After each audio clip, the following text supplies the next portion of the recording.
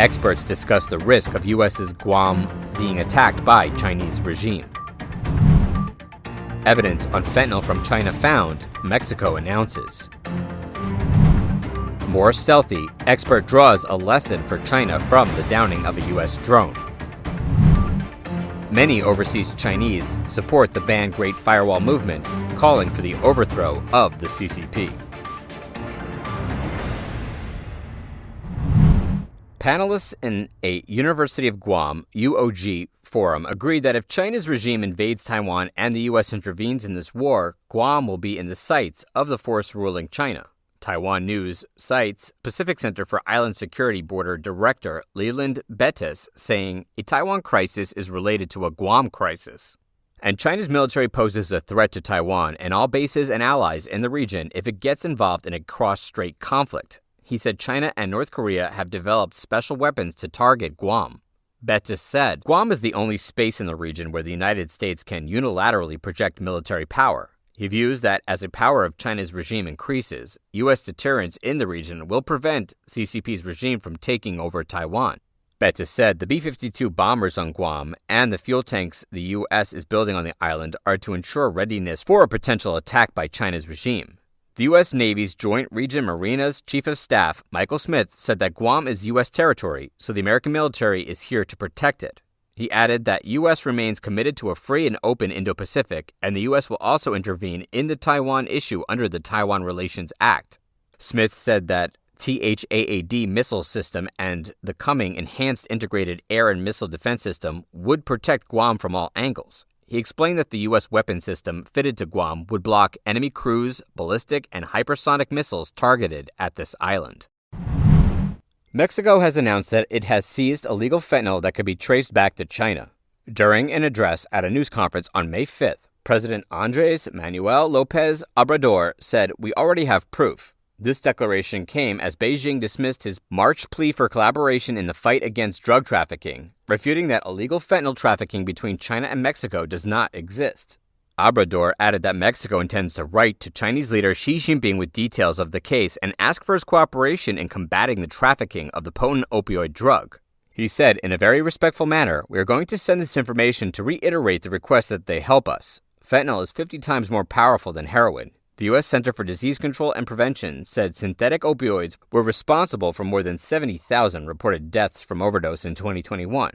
López Obrador said Mexico busted a container that carried the drug in its largest seaport, Lázaro Cárdenas. According to the BBC, the seizure shipments contained up to 34 to 35 kilograms, 75 pounds of packages concealed in fuel resin. The cargo had traveled from Qingdao in China to Busan in South Korea before arriving in Mexico.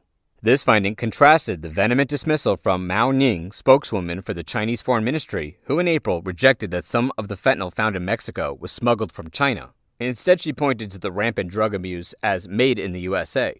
Hence, she further noted, the U.S. needs to face up to its own problems and take more substantive measures to strengthen regulation within its borders and reduce demand. The U.S. Drug Enforcement Administration also reports that criminal groups use ingredients smuggled from China to manufacture fentanyl that would then be slipped across the U.S. border. In April, the U.S. Justice Department imposed sanctions on 2 Chinese companies for allegedly supplying chemical ingredients to the infamous Sinaloa cartel to make fentanyl.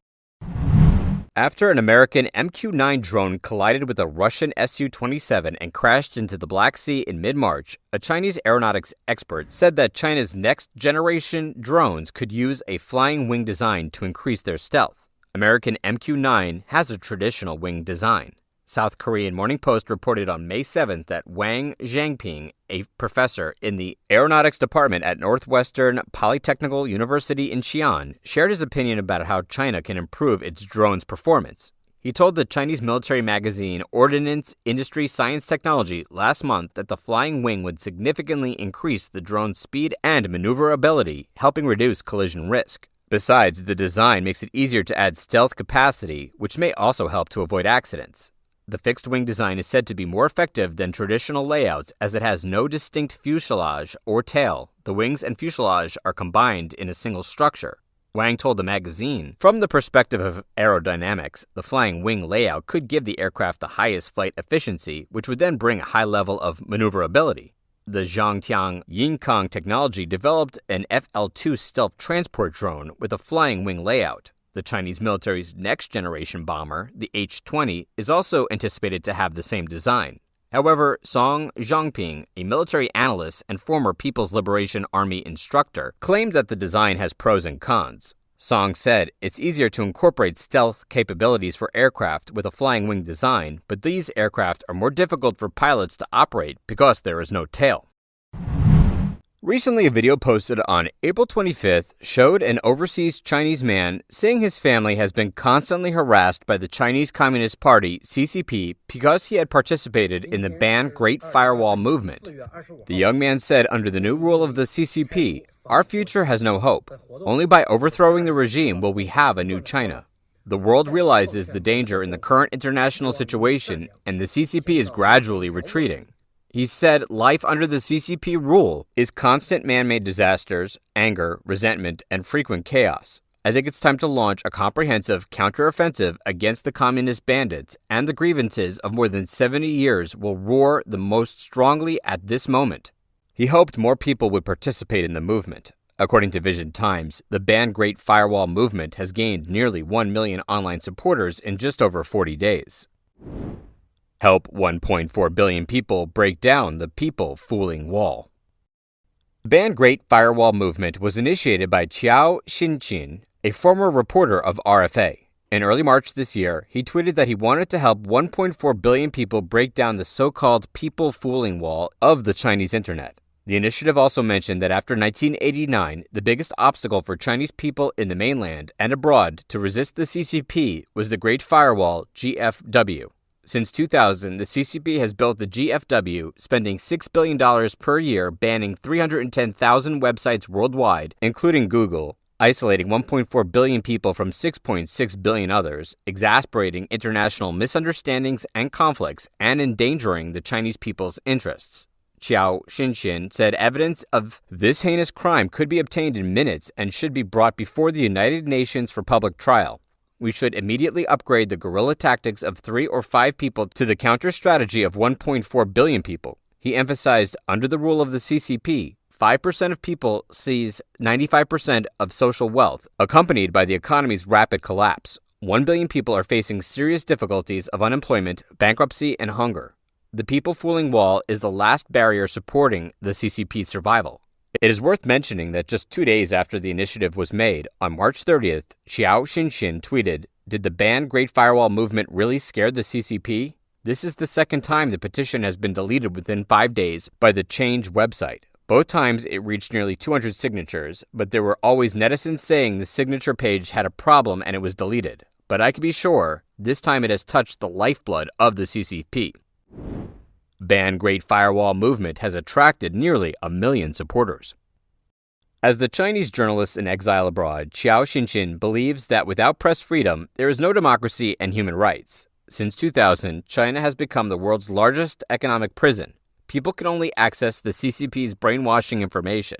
He said the CCP has 2 main tools to maintain its totalitarian regime. One is lies, and the other is violence. The GFW is the CCP's greatest deception tool.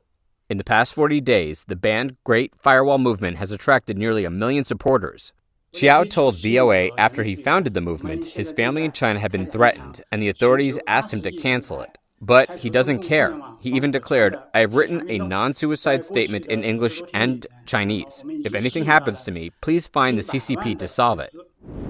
Many overseas Chinese participate in the Ban Great Firewall Movement. May 3rd is the World Press Freedom Day. On May 2nd, 3 Chinese youths supported the Ban Great Firewall Movement in Amsterdam. They demanded the release of Chinese citizen journalists Zhang Zhan, Kurban Mahmouti, and other reporters still in detention. Also, on May 2nd, a young Chinese man named Zhao Yuting tweeted photos of himself arriving at the Chinese embassy in Helsinki, Finland, to support the movement. On April 29th, in front of the Chinese embassy in London, a woman wore a shirt with the words, "Only without the CCP, there is a new China. Only freedom and democracy can save China," and held a placecard supporting the Ban Great Firewall Movement.